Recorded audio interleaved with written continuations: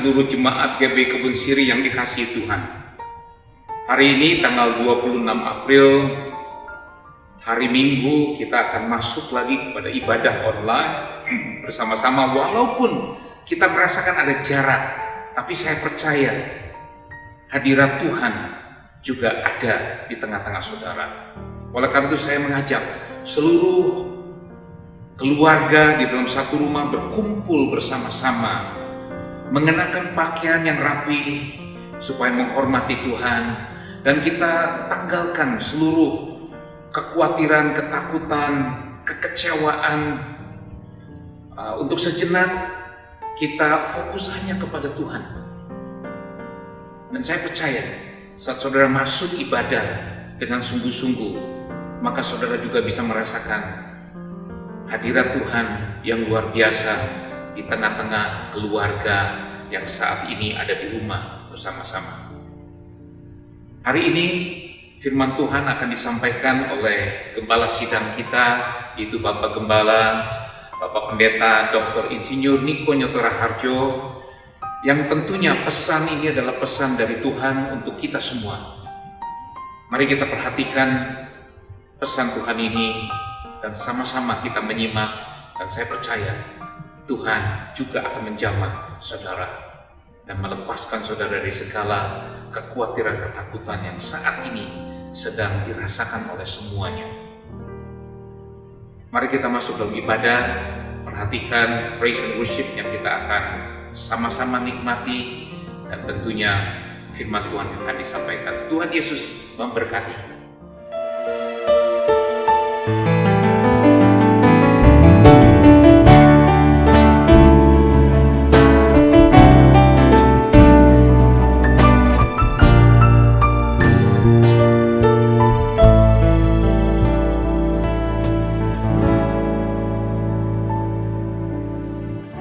Jangan tak terselami oleh setiap hati kami,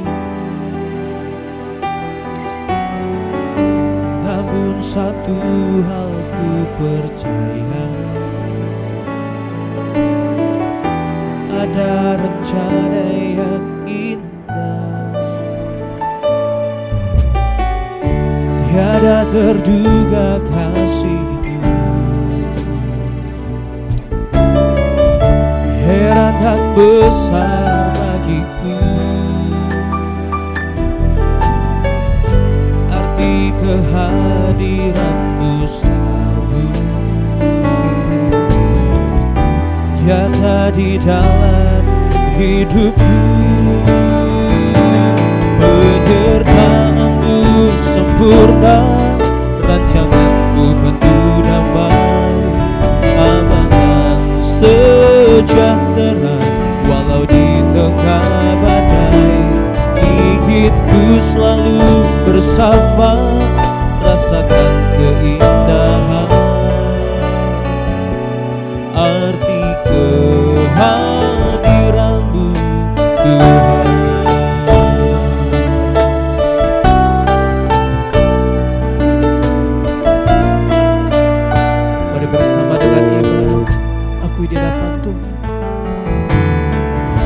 Jangan tak terselami oleh setiap hati kami, namun satu hal ku percaya, ada rencana yang indah, tiada terduga, tiada terduga kasih-Mu, heran dan besar bagiku, arti kehadiran-Mu sungguh nyata di dalam hidupku. Penyertaan-Mu sempurna, rancangan-Mu penuh damai, amanah sejahtera walau di tengah badai.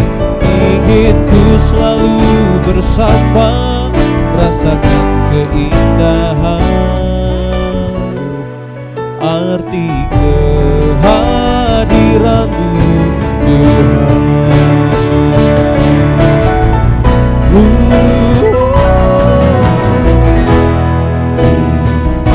Rancangan-Mu penuh damai, aman dan sejahtera bagi setiap kami. Walau di tengah badai, ingin ku selalu bersama, rasakan keindahan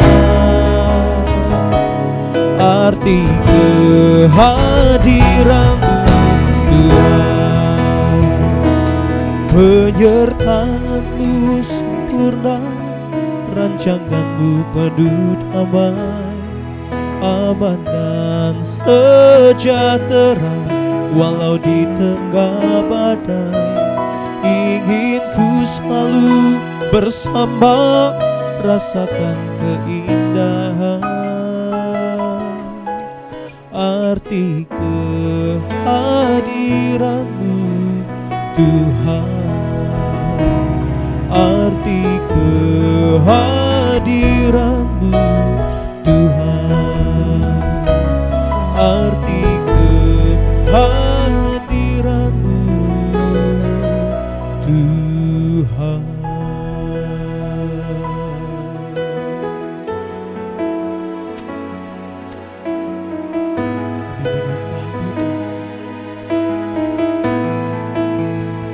Mari Bapak Ibu Saudara jemaat yang dikasihi oleh Tuhan, baik yang di rumah maupun di mana Anda berada saat ini, mari angkat suaramu, kita sembah Tuhan. Naikkan syukur buat penyertaan Tuhan, buat perlindungan yang Tuhan nyatakan bagi setiap kami.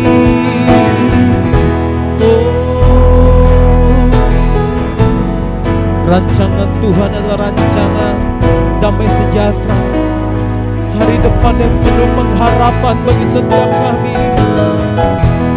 Sebab itu iman kami tidak akan pernah goyah Tuhan.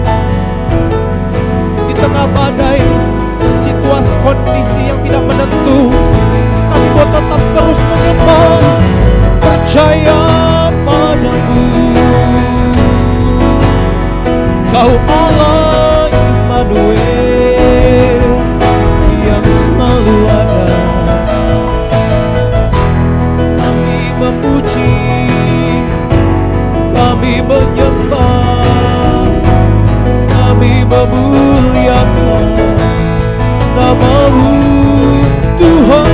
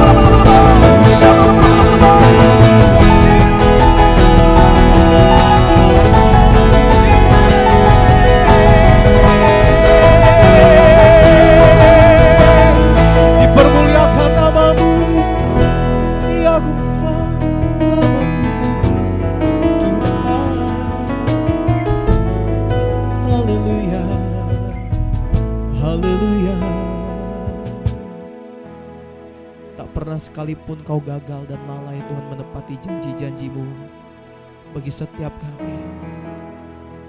Kami angkat tangan kami di hadapan-Mu Tuhan. Ku percaya Kau Tuhan yang tak pernah gagal menjadikanku lebih dari pemenang. Ku percaya Kau Tuhan yang tak pernah lalai menepati janji-janji-Mu. Mari dengan iman katakan, ku percaya Kau Tuhan yang tak pernah gagal menjadikanku lebih dari pemenang. Ku percaya Kau Tuhan yang tak pernah lalai menepati janji-janji-Mu. Mari siap kita yang percaya, boleh sambil angkat kedua tangan bersama, angkat tangan dengan iman. Ku percaya Kau Tuhan yang tak pernah gagal menjadikanku lebih dari pemenang. Ku percaya Kau Tuhan yang tak pernah lalai menepati janji-janji-Mu, menepati janji-janji-Mu, menepati janji-janji-Mu.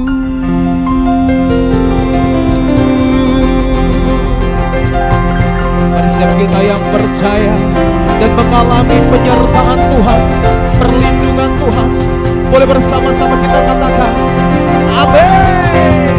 Haleluya. Shalom saudara yang dikasihi oleh Tuhan.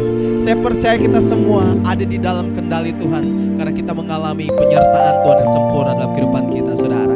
Saya percaya kita semua ada di tempat ini, dimanapun Anda berada saat ini, percaya Tuhan sedang kerjakan sesuatu yang besar dalam kehidupan kita semua. Yang setuju katakan amin. Boleh saudara di rumah dimanapun Anda berada, kita kasih tepuk tangan yang terbaik buat Tuhan Yesus Kristus, sebab Dia Allah yang sanggup. Yes. Mari dengan iman bersama yang percaya kita bertepuk tangan.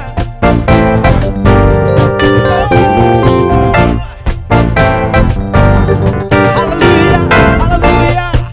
Bersama katakan, apa yang tak pernah dilihat mata, yang tak pernah didengar telinga, tak pernah timbul di dalam hati, semua disediakannya bagi yang mengasihi Dia.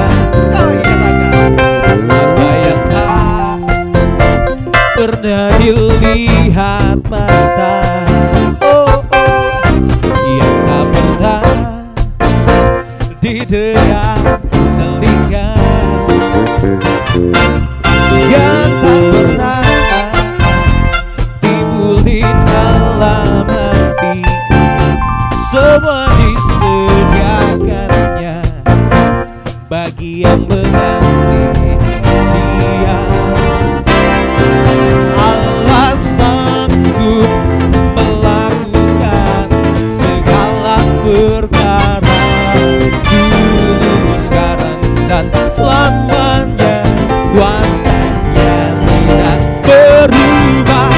Allah sanggup melakukan segala perkara, dulu, sekarang, dan selamanya. Kuasanya tak berubah.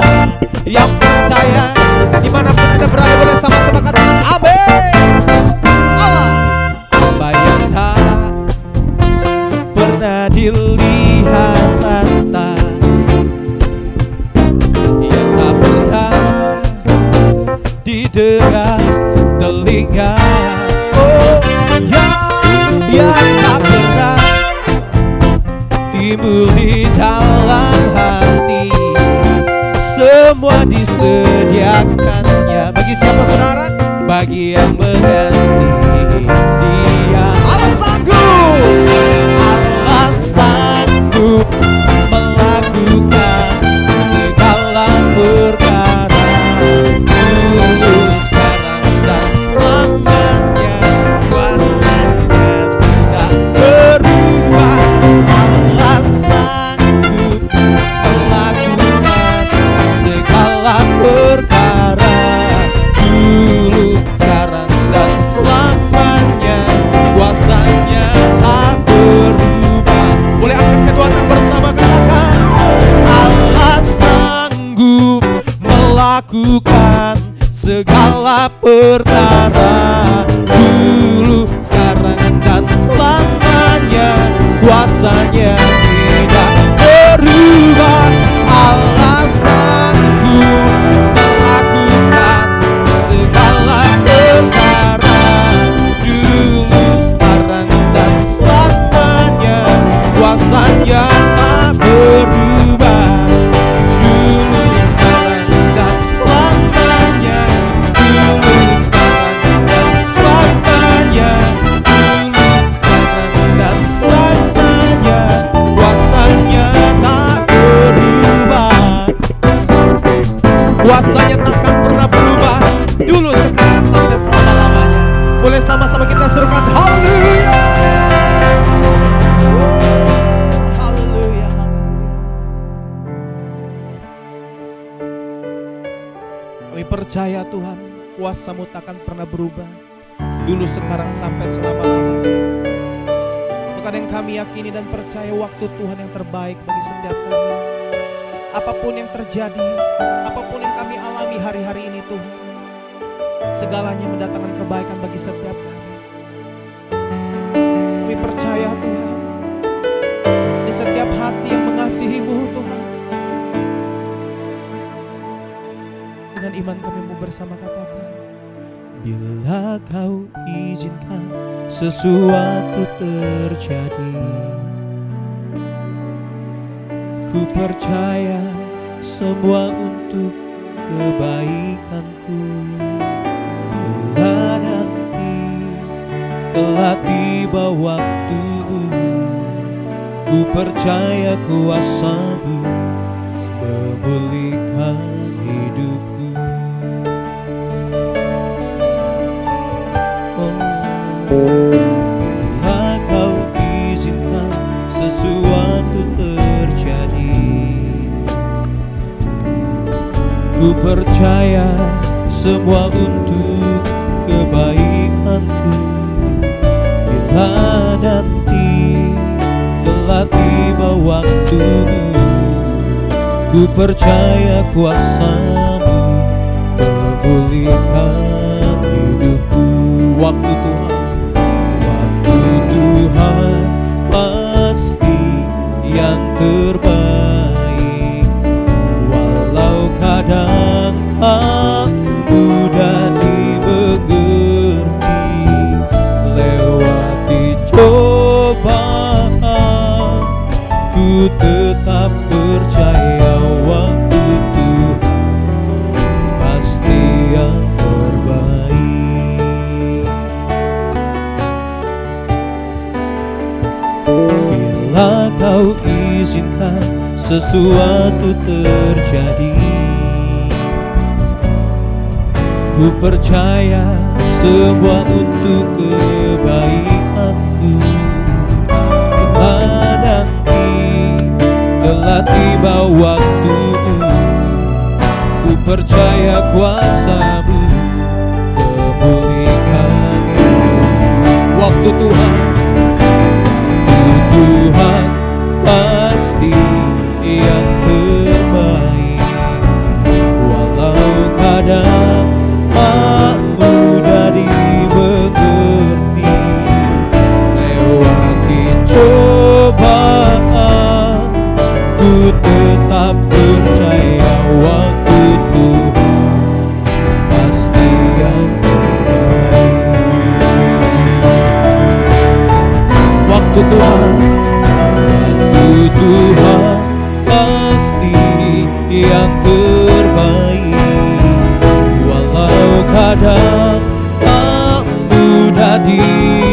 mengerti. Lewati cobaan, ku tetap percaya waktu Tuhan pasti yang terbaik. Lewati cobaan, ku tetap percaya waktu Tuhan pasti yang terbaik. Lewati cobaan, ku tetap percaya waktu Tuhan pasti yang terbaik.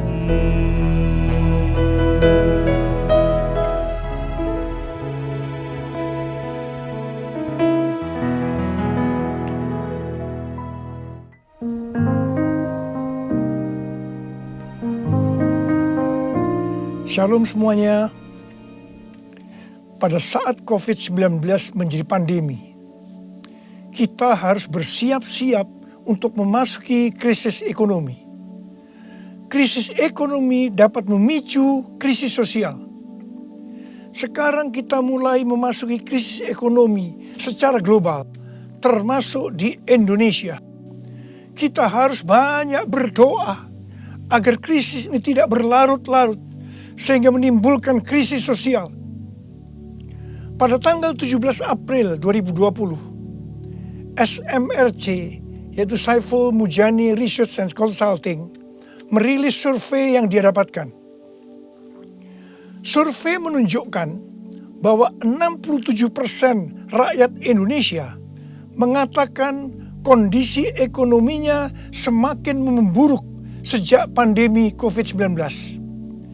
Sebanyak 24% mengatakan kondisi ekonominya tidak mengalami perubahan. Dan hanya 5% mengatakan kondisi ekonominya lebih baik. Mayoritas masyarakat Indonesia, yaitu sekitar 77%, menganggap COVID-19 mengancam pemasukan atau penghasilan mereka. Survei juga menyebutkan bahwa sekitar 25% warga atau 50 juta warga dewasa sudah tidak bisa memenuhi kebutuhan pokok tanpa pinjaman. 15% warga mengatakan bahwa tabungan mereka hanya cukup untuk beberapa minggu. Sedang 15% lainnya warga mengatakan bahwa tabungan yang dimiliki hanya cukup untuk 1 minggu. Melalui hasil survei ini, kita bisa melihat bahwa kondisi ekonomi rakyat Indonesia dalam keadaan tidak baik. Sekali lagi kita harus banyak berdoa tentang hal ini. Dalam doa ini kita harus berkata, pertolongan kita adalah dalam nama Tuhan yang menjadikan langit dan bumi. Dalam nama Tuhan Yesus Kristus. Yesuslah kuatku, Yesus penolongku, kepadamu ku berseru.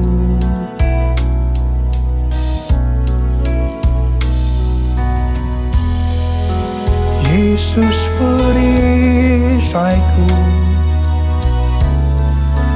ku serahkan hidupku.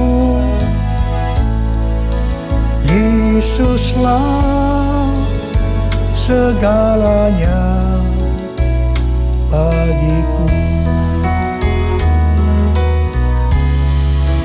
Yesuslah segalanya bagiku.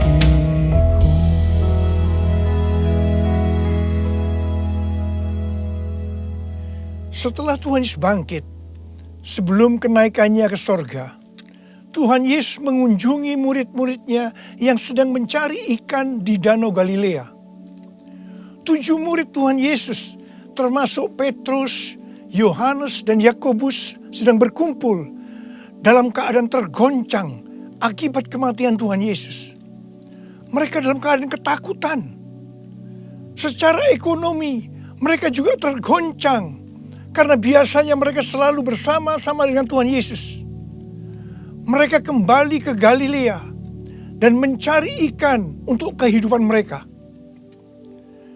Pada saat itu mereka sepakat untuk mencari ikan. Alkitab mengatakan bahwa semalam-malaman mereka mencari ikan, tetapi mereka tidak mendapatkannya. Mereka tambah frustasi. Tiba-tiba dari darat ada suara yang berkata, "Hai anak-anak, adakah engkau mempunyai lauk pauk?" Dengan kesal mereka menjawab, "Tidak ada." Mereka semua tidak tahu kalau yang bertanya itu adalah Tuhan Yesus. Tuhan Yesus melanjutkan dengan berkata, "Kalau begitu, tebarkan jalamu di sebelah kanan perahu, maka engkau akan mendapat ikan." Perintah ini sebenarnya tidak masuk akal, karena alasan pertama, hari sudah siang. Mencari ikan di Danau Galilea harus malam hari. Alasan yang kedua, jarak perahu dengan pantai hanya sekitar 200 hasta, yaitu sekitar 90 meter. Jadi tempat itu adalah tempat yang relatif dangkal. Padahal biasanya ikan ada di tempat yang relatif dalam. Tetapi mereka taat kepada suara itu. Meskipun mereka tidak tahu bahwa itu adalah suara Tuhan Yesus. Setelah mereka melemparkan jala di sebelah kanan perahu, apa yang terjadi? Mereka mendapatkan 153 ekor ikan besar-besar. Baru setelah itu mereka sadar bahwa yang menyuruh mereka adalah Tuhan Yesus. Pertanyaannya, mengapa mereka tetap taat meskipun mereka tidak tahu bahwa itu Tuhan Yesus? Jawabannya adalah karena mereka hidupnya intim dengan Tuhan Yesus. Pada masa kesesakan, biasanya tidak gampang untuk mendengarkan suara Tuhan. Tetapi orang yang hidupnya intim dengan Tuhan, mereka tetap bisa membedakan bahwa ini suara Tuhan, meskipun samar-samar. Suara ini adalah suara yang sering dia dengar, yang memberi tuntunan, memberitahu apa yang harus dilakukan. Pada saat kita memasuki krisis ekonomi sebagai dampak dari pandemi COVID-19, kita perlu mendengar suara Tuhan. Saya ulangi sekali lagi. Pada saat kita memasuki krisis ekonomi sebagai dampak dari pandemi COVID-19, kita perlu peka mendengar suara Tuhan. Garis bawahi ini. Ada 3 macam suara. Yang pertama, suara Tuhan. Yang kedua, suara hati kita.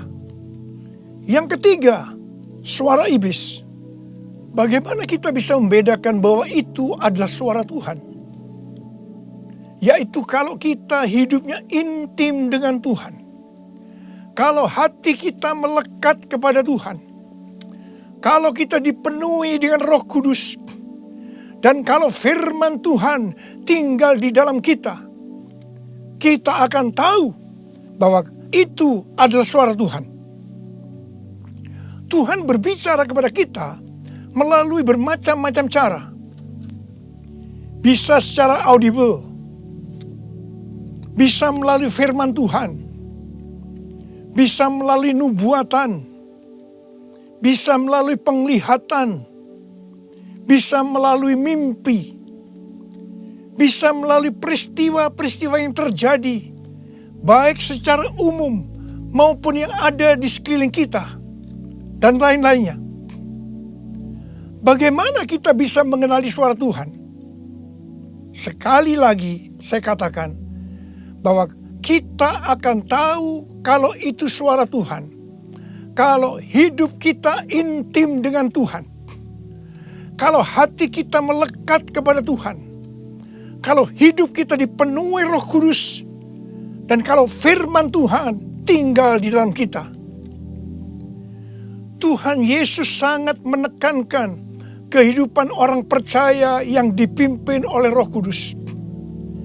Ini merupakan kunci kemenangan dalam kehidupan orang percaya.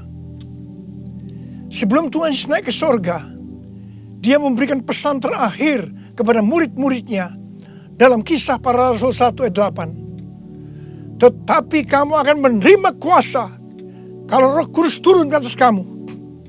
Dan kamu akan menjadi saksiku di Yerusalem dan di seluruh Yudea dan Samaria dan sampai ke ujung bumi.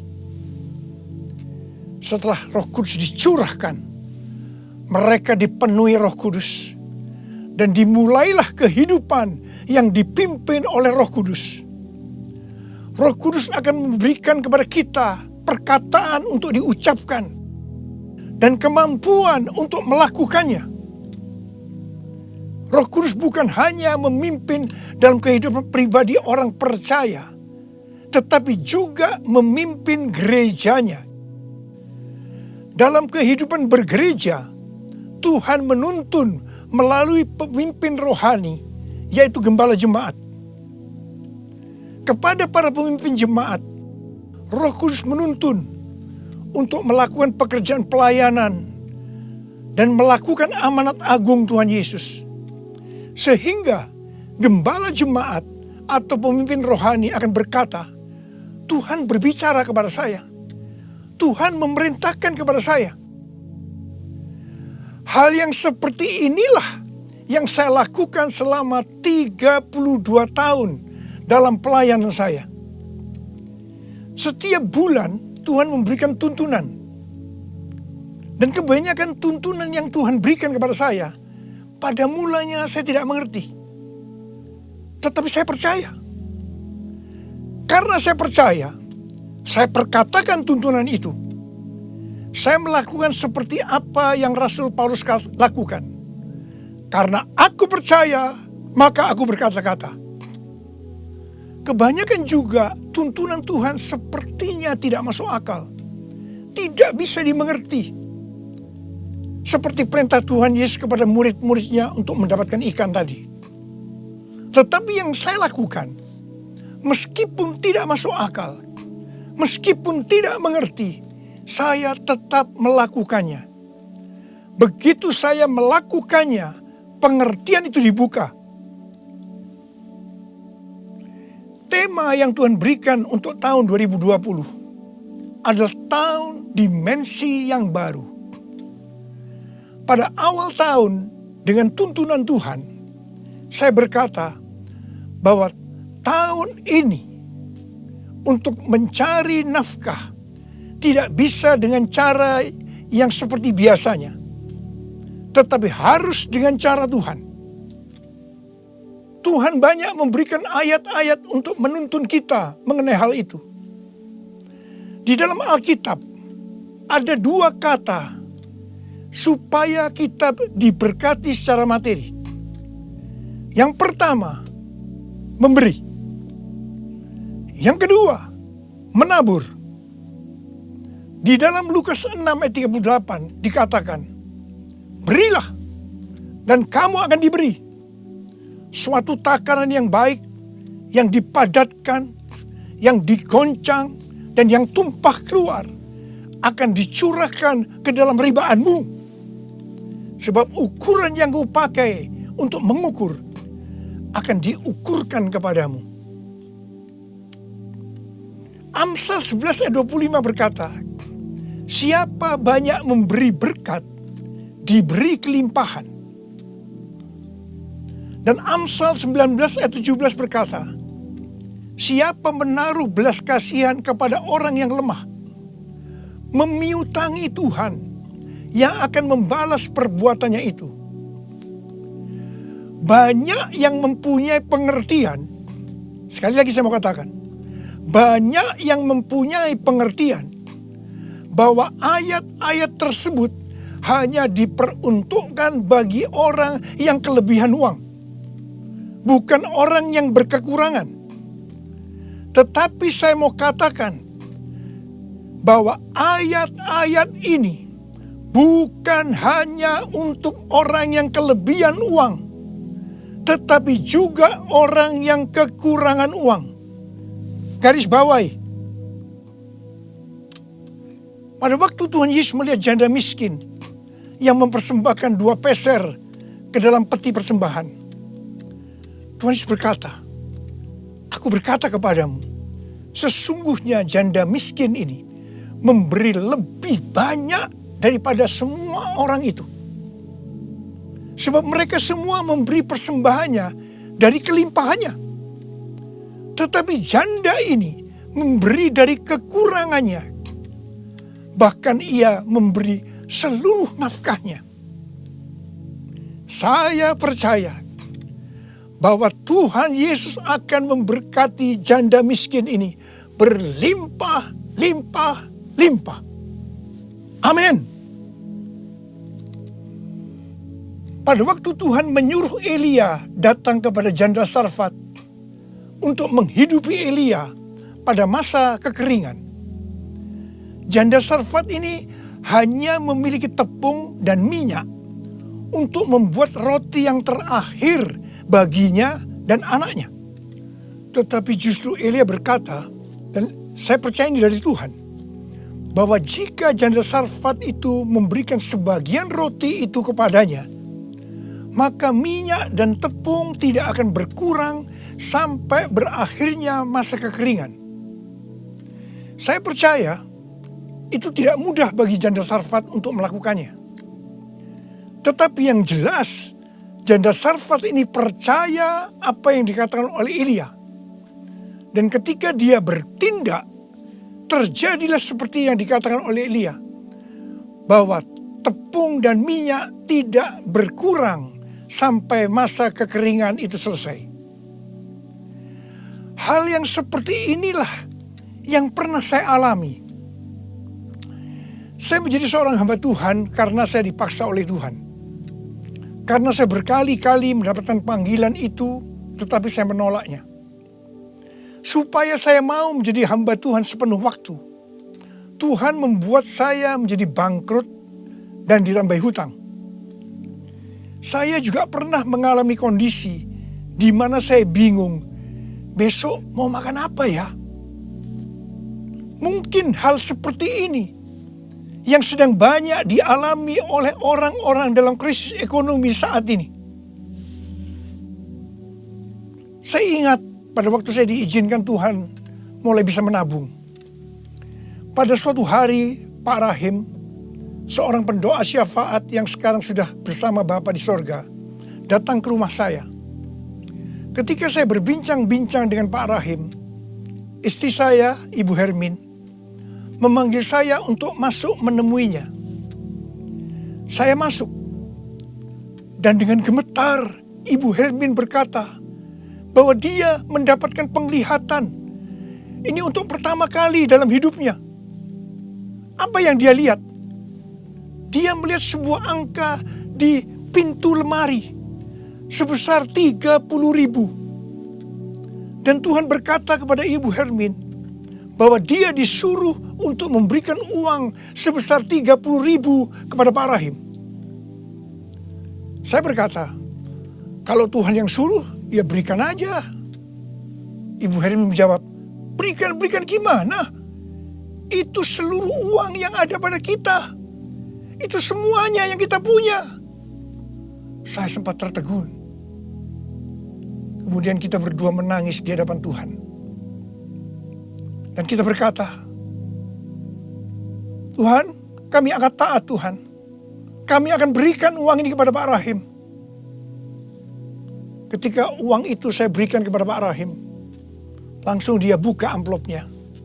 Dan dia hitung bahwa jumlahnya 30.000. Dan ketika dia tahu bahwa jumlahnya 30.000, langsung dia menangis dengan keras.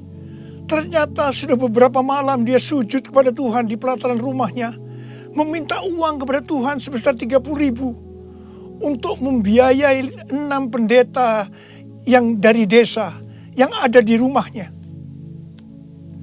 Pada waktu itu saya sempat bertanya kepada Tuhan, Tuhan, kok mintanya kepada saya ya Tuhan, yang uangnya pas-pasan dan kadang-kadang masih kekurangan, kenapa tidak minta kepada yang kaya?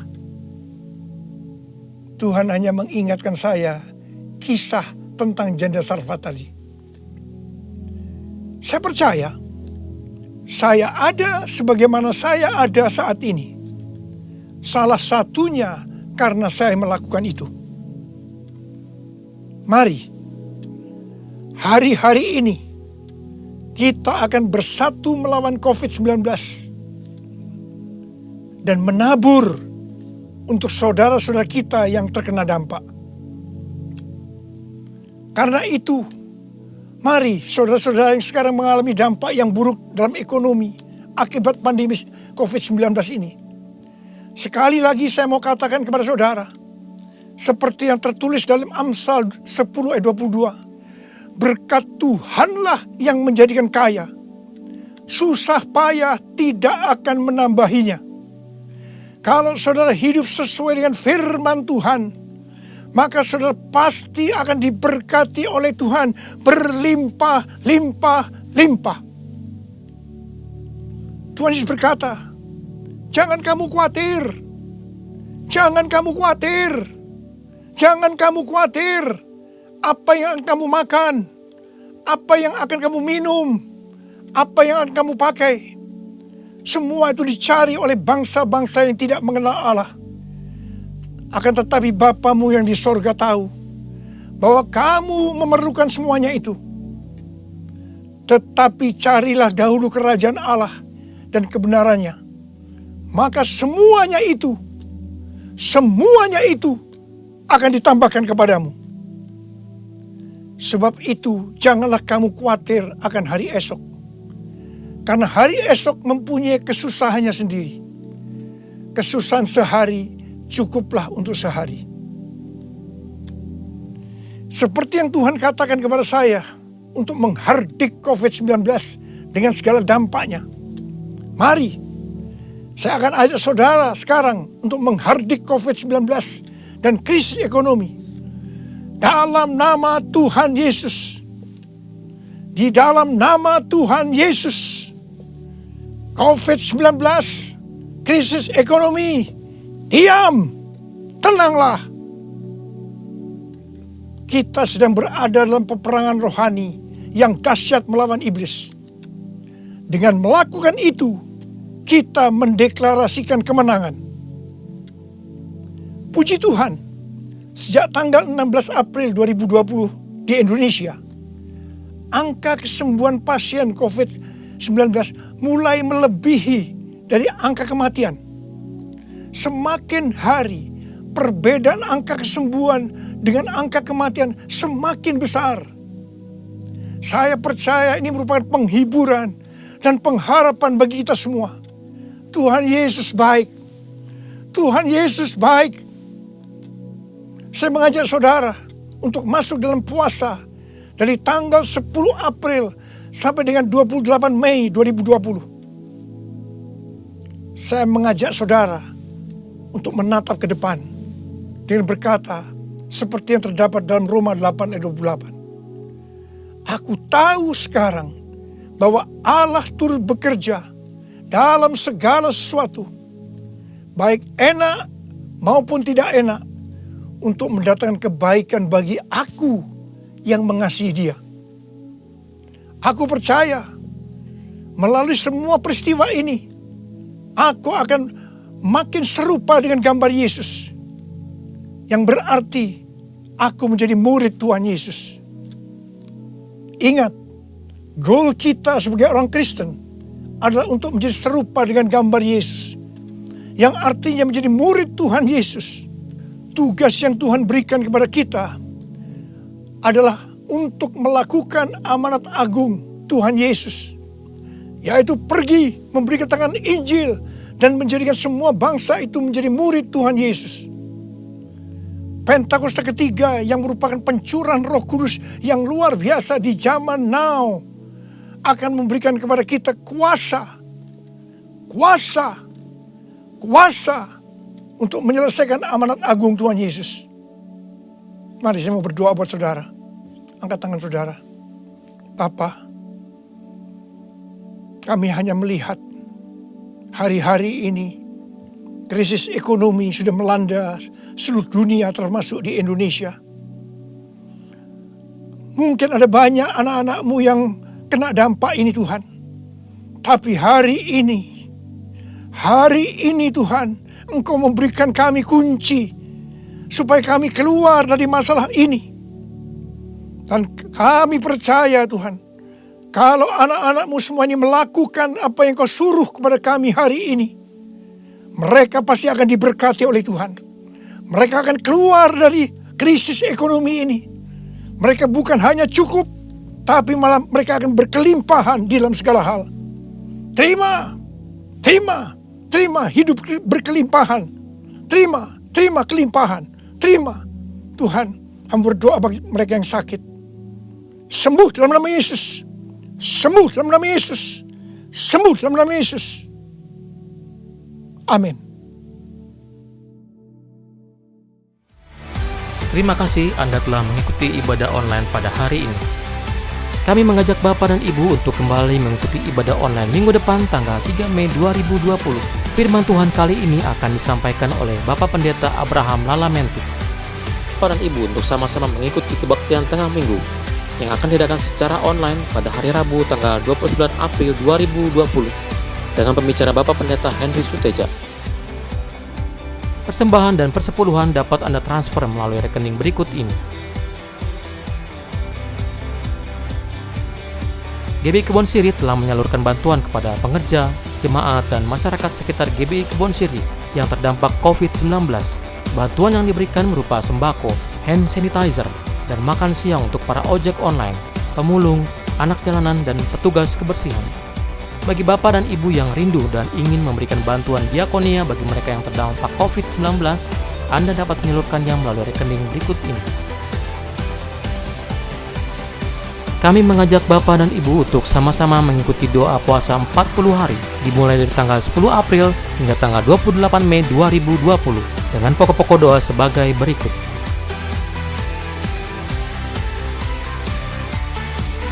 Sehubungan dengan akan diadakannya perjamuan kudus di minggu pertama bulan depan, kami menghimbau Bapak dan Ibu untuk mempersiapkan sendiri roti dan anggur di rumah masing-masing.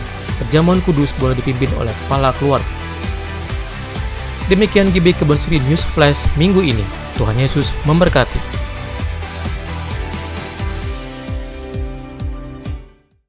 Shalom jemaat GBI Kebon Siri yang dikasihi Tuhan Yesus, dan juga bagi Bapak Ibu Saudara yang menyaksikan ibadah ini secara online, kita akan berdoa syafaat. Mari kita berdoa. Bapa, di dalam nama Tuhan Yesus Kristus, terima kasih buat anugerah-Mu hari ini. Kami boleh beribadah, memuji, memuliakan nama-Mu di rumah kami masing-masing. Kami rasakan hadirat-Mu, kami rasakan kemuliaan-Mu ya Tuhan. Urapan-Mu berlimpah atas kami. Terima kasih buat kebenaran firman-Mu yang boleh disampaikan oleh Gembala Sidang kami, Bapak Pendeta Niko Nyotra Harjo. Terima kasih Tuhan memberikan kami kekuatan iman, memberikan kami arahan, memberikan kami tuntunan untuk kami boleh menjalani hari-hari ke depan ini. Berkati hamba-Mu berlimpah-limpah, berikan kekuatan, kesehatan, hikmat Tuhan atas hamba-Mu dan keluarga besar. Berkati juga keempat wakil gembala, berkati gembala rayon kami 1F, berkati juga gembala cabang kami dan wakil gembala seluruh pelayan Tuhan. Kami percaya semuanya ada di dalam penyertaan dan perlindungan Tuhan. Bapa, hamba berdoa juga buat setiap jemaat yang menyaksikan ibadah online ini, bahkan mungkin mereka yang tidak bisa menyaksikan ibadah ini. Berkat-Mu berlimpah atas setiap umat-Mu di dalam kehidupan mereka, rumah tangga mereka, di tengah-tengah keluarga mereka, suami, istri, anak-anak, orang tua, semuanya diberkati Tuhan. Juga jika ada yang sakit Bapa, kami perkatakan oleh bilur-bilur darah Yesus, sembuh. Jika ada yang sedang mengalami masalah ekonomi, Bapa, Engkau memberkati berlimpah-limpah usaha pekerjaan anak-anak-Mu. Janji firman-Mu ya Tuhan, seperti pohon yang ditanam di tepi aliran air, akan terus berbuah walaupun musim kering datang. Kami percaya akan terus berbuah. Terima kasih Bapak. Kami berdoa juga buat kota kami Jakarta. Kami lepaskan shalom Tuhan, damai sejahtera Tuhan, perlindungan darah anak domba Allah atas kota kami. Sembuhkan kota kami dari COVID-19 dalam nama Yesus. Bahkan atas bangsa kami Indonesia, biarlah COVID-19 pergi dari Indonesia, hilang dari Indonesia di dalam nama Yesus Kristus. Terima kasih Bapak, berikan hikmat kepada Presiden kami, Bapak Joko Widodo, dan juga ya Tuhan seluruh menteri yang ada, pemerintahan dari pusat sampai ke daerah, biar boleh tuntas menyelesaikan masalah ini. Diberikan hikmat, bahkan untuk menangani ekonomi yang ada. Kami percaya juga Tuhan berikan hikmat. Kami percaya Indonesia akan keluar ya Tuhan, melewati daripada proses Tuhan COVID-19 ini. Terima kasih Bapak, terima kasih buat kebaikan-Mu, terima kasih buat anugerah-Mu. Jika sebentar kami akan menyelesaikan ibadah kami siapkan hati kami untuk kami menerima berkat melalui hamba-Mu. Mari kita angkat kedua tangan kita, arahkan hati kita untuk menerima berkat Tuhan. Saudara-saudara yang dikasih Tuhan, terimalah sukacita, damai sejahtera, kasih karunia yang berlimpah-limpah dari Allah Bapa di dalam anaknya yang tunggal Tuhan Yesus Kristus. Persekutuan yang manis dengan Roh Kudus menyertai saudara-saudara mulai saat ini hingga Tuhan Yesus datang kedua kali menjemput saudara-saudara di awan-awan dan sampai selama-lamanya. Mari yang sudah diberkati sama-sama katakan amin. Selamat berhari Minggu, dan kita akan bertemu kembali minggu depan masih di ibadah online. Tuhan Yesus memberkati.